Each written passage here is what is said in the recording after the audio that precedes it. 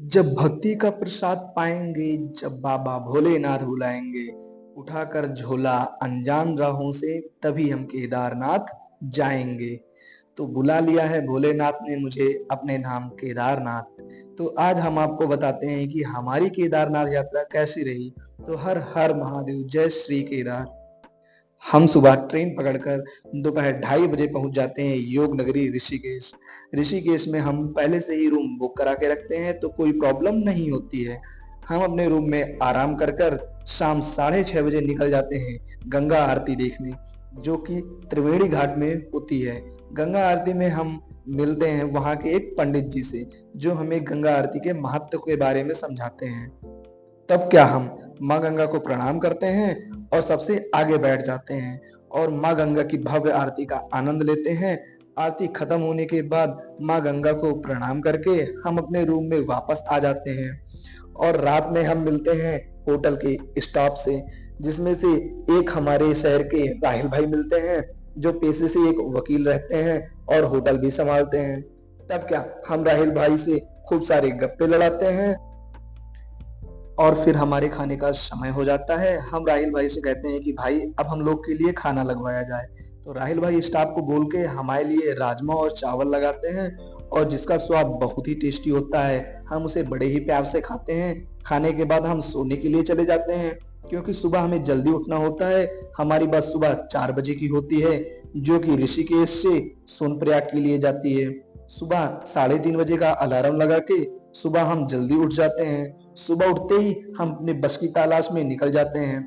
हमारी बस का नंबर होता है UK 13 PA0018 और सीट नंबर होता है 7। हमारी बस का किराया 500 रुपए होता है, जो कि हम एक दिन पहले ही पे करके टिकट बुक करा चुके होते हैं। और फिर क्या हम अपनी सीट पर बैठकर पहाड़ों को देखते हुए ऋषिकेश को बाय बाय बोलते हैं। और फिर धीरे धीरे सुबह होने लगती है। पहाड़ों के बीच भगवान सूर्य को हम प्रणाम करके अपनी यात्रा को आगे बढ़ाते हैं। जटाकटाह संभ्रम भ्रमन्निलिम्प निर्झरी विलोलवीचिवल्लरी विराजमान। शाम के 4 बज चुके होते हैं और हम पहुंच जाते हैं सोनप्रयाग। सोनप्रयाग पहुंचते ही हमें पता चलता है कि लैंडस्लाइडिंग की वजह से गौरीकुंड जाने वाली टैक्सी आज बंद है और हमें सोनप्रयाग से गौरीकुंड पैदल ही यात्रा करना पड़ेगा।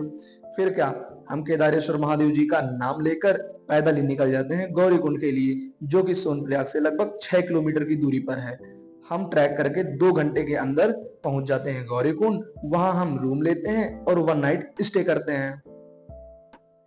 सुबह के बजते हैं 5 और हम गौरी कुंड के गर्म कुंड में स्नान कर कर बाबा केदारेश्वर महादेव की पैदल यात्रा पर निकल जाते हैं। आगे बढ़ते ही हमारा रजिस्ट्रेशन चेक होता है और फिर हम बड़े बड़े झरनों को देखते हुए, पहाड़ों को देखते हुए, मन में ओम नमः शिवाय का जाप करते हुए अपने ट्रैक को कंप्लीट करते हैं, जो कि ट्रैक लगभग 22 किलोमीटर का था। रास्ते में बहुत बड़े बड़े लैंडस्लाइड भी देखने को मिले।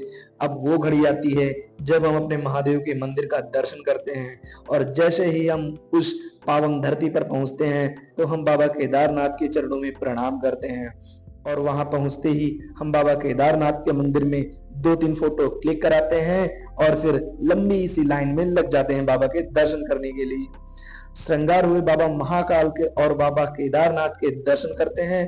दर्शन करते हुए हमें बज जाते हैं शाम के 6:30 और उसके बाद आरती स्टार्ट हो जाती है। बाबा महादेव की आरती में शामिल होने का मेरी लाइफ का सबसे अच्छा और सबसे खूबसूरत दिन था। मैंने अपनी लाइफ में ऐसा आनंद कभी नहीं लिया। बाबा महादेव की आरती में शामिल होकर मैंने अपना जीवन धन्य किया। हम अपनी एक रात महादेव जी के शरण में बिताते हैं और सुबह 5 बजे गर्म जल से स्नान करके बाबा भोलेनाथ केदारेश्वर महादेव जी के स्पर्श दर्शन के लिए लाइन में लग जाते हैं। फूल माला गंगा जल लेकर हाथों में बाबा महादेव के श्री चरणों में समर्पित करने के लिए आगे बढ़ते हैं। और उसके बाद हमें वो समय आता है जब हम महादेव को अपनी निगाहों से देखते हैं और उन पर गंगा जल समर्पित करते हैं, बेलपत्र चढ़ाते हैं। फिर दर्शन करने के बाद हम बाहर निकलते हैं और बाबा भैरवनाथ जी के मंदिर के लिए आगे बढ़ते हैं। भैरव बाबा के दर्शन करने के बाद ऐसा माना जाता है कि बिना भैरव बाबा के दर्शन किए यात्रा संपूर्ण नहीं मानी जाती है। हम दर्शन को पूर्ण करके नीचे आने लगते हैं तो एक मृत घोड़े को देखकर मेरी आंखों में आंसू आ जाता है। हम सोचने लगते हैं कि ये घोड़ा जिस पर लोग सवार होकर अपने सपने को पूर्ण करते हैं, महादेव के द्वार तक पहुंचते हैं। आज वो इस हालत में पड़ा है। मैं आप सबसे एक ही विनती करता हूं कि अगर आपको केदारनाथ दर्शन करने जाना ही है तो या तो आप पैदल जाइए, अगर आप पैदल नहीं जा सकते तो आप पैसे खर्च करके हेलीकॉप्टर से जाइए दर्शन करने के लिए। किसी भी जानवर को कष्ट पहुंचाकर दर्शन करना शायद महादेव को भी अच्छा नहीं लगता है, क्योंकि हम जानते हैं कि हम महादेव के पास अपने कष्ट और दुख को दूर करने के लिए जाते हैं। उनसे विनती करते हैं कि प्रभु आप मेरा कष्ट और दुख को दूर करें। लेकिन अगर हम किसी जानवर को कष्ट पहुंचाकर उनके पास जाएंगे अपने दुख और कष्ट को दूर करने के लिए, तो शायद महादेव को भी ये अच्छा नहीं लगेगा। इसीलिए प्रभु का नाम लेकर आप पैदल ही यात्रा संपूर्ण करें। हम ट्रैक करते हुए सोनप्रयाग पहुंचते हैं लगभग 5 बजे। रात हो जाती है, इसीलिए हम अपना 1 नाइट स्टे सोनप्रयाग में ही करते हैं। सुबह अर्ली मॉर्निंग उठ के हमें बद्रीनाथ जाना होता है, इसलिए हम टिकट बुक कराते हैं बस का, जो कि 650 रुपए होता है, और बद्रीनाथ के लिए निकल जाते हैं। सुबह सुबह रास्ते में सोनप्रयाग को प्रणाम बोलते हुए और उगते सूरज को प्रणाम बोलते हुए अपनी यात्रा को आगे बढ़ाते हैं।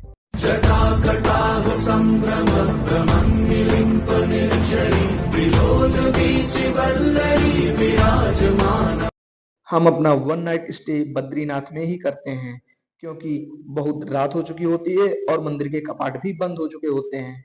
सुबह जल्दी उठकर हम गर्म कुंड में स्नान करके बद्रीनाथ का दर्शन करने के लिए बाबा बद्री विशाल के भव्य लाइन में लग जाते हैं। और वो समय आता है जब हम प्रभु के दर्शन करते हैं, नारायण के दर्शन करते हैं और उन्हें सर झुका के प्रणाम करते हैं। बाहर आने के बाद हम 2-3 फोटो क्लिक कराते हैं और उसके बाद हमें देखते हैं एक रुद्राक्ष वाले भैया। हम भैया से बोलते हैं कि भैया रुद्राक्ष कितने रुपए का है? तो भैया बोलते हैं एक रुद्राक्ष 50 रुपीज का है।